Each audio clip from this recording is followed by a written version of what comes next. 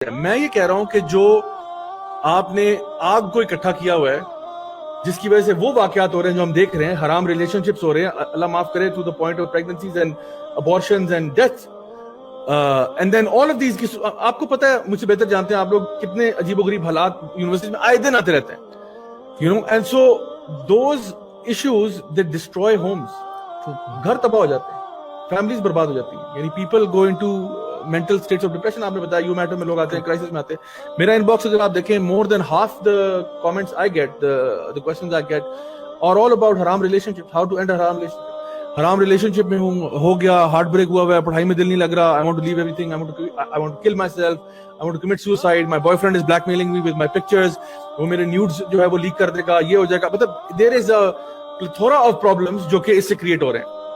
تو اپنے بچوں کو ہم جان بوجھ کے اذیت میں کیوں ڈال رہے ہیں؟ That's my first question, کہ why are we, if we know the, یا تو ہمیں پتہ نہیں ہے, یا ماں باپ نائیو ہیں, یا ہم لوگوں نے آنکھوں پہ پٹیاں باندھی ہوئی ہیں, ہمیں نظر نہیں آ رہا, ہم بس ایک وہ گوروں نے ایک فلسفی چڑھا دی ہے تو ہم اس کے پیچھے لگ گئے ہیں بس for some reason without evaluating کہ should we reconsider the entire education system, should we re-evaluate the whole thing. تو یہ میرا بنیادی سوال ہے کہ کیا ہمیں اس کو ری ایویلویٹ اب کر لینا چاہیے. بالکل ایسے تبھی ہم لوگ جو ہے نا, بیسکلی ہم لوگ جو ہے نا, وہ میں ایک بھائی ہمارے کہتے ہیں, وہ بڑی اچھی بات کہتے ہیں, وہ کہتے ہیں we are basically coconuts, brown from the outside, white from the inside, and also empty from the inside. Good, ٹھیک ہے.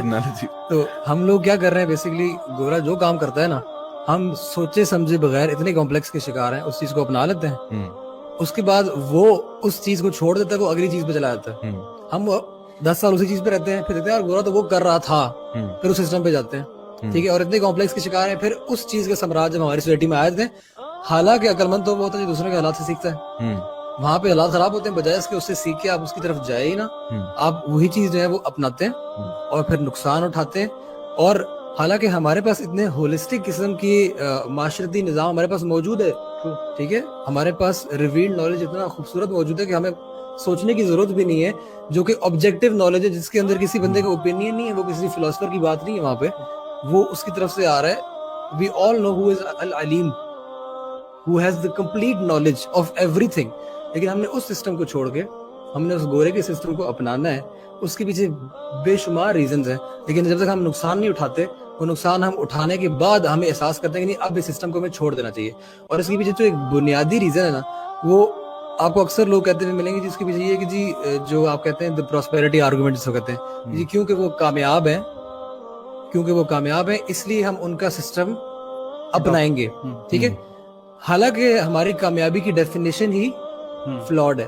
اور میں یہ ایک مولوی کے پوائنٹ آف ویو سے بات نہیں کر رہا ابھی, میں ایک عام آدمی کے پوائنٹ آف ویو سے بھی اگر بات کروں نا, ہماری کامیابی کی ڈیفینیشن کیا ہے؟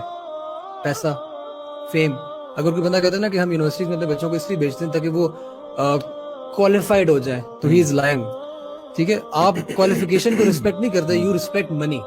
ٹھیک ہے, کوئی بندہ بھی جس کے پاس پیسہ ہے, جس کے پاس ایک امپائر کھڑا ہوا ہے پیچھے, جو انٹرپرینور ہے ایک سکسیسفل, اس سے کوئی نہیں پوچھے گا تمہاری کوالیفیکیشن کیا ہے. جیک ما سے پوچھے جا کے نا کیا کوالیفیکیشن ہے آپ کی. آج کل یہ ریزنز ملتے ہیں, وہ بھی تو ڈراپ آؤٹ تھا. ایگزیکٹلی.